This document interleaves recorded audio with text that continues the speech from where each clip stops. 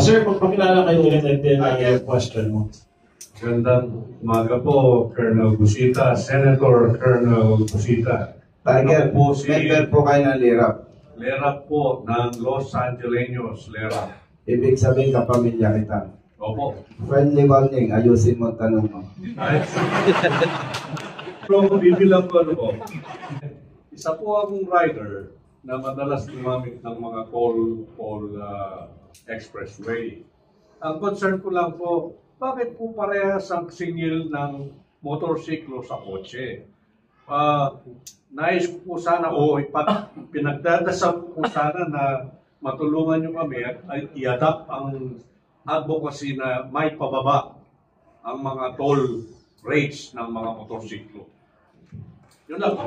Salamat. Alam niyo po, yun, napakatalino talaga. No? At we are hoping na kapag naluklok tayo sa Senado, hindi big deal yan.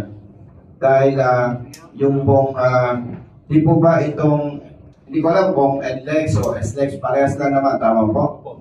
At alam naman natin kung gaano kagaling at katalino si Mr. Ramon Ang and Mr. Manny Pangilinan.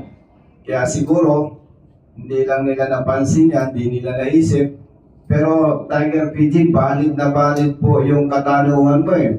Unang-una, maliit ang space na ino-occupy ng motorsiklo.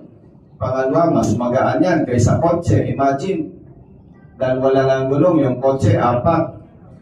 So talagang valid na valid po yan.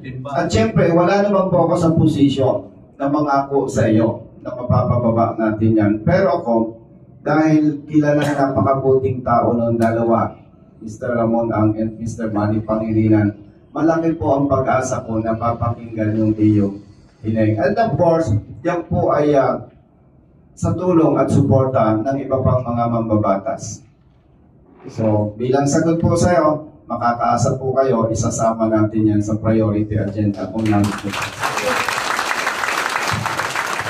Hindi, ganda na lang.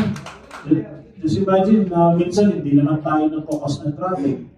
No, nakasingle bike lang tayo. No? So, it's very practical and wise na huwag tayo ikumpara dun sa 4 na gulong, na 6 na gulong. No? Napakataas ngayon ng singilan ng T-Flex kung pupunta ka ng northbound. No? Nasa magkano?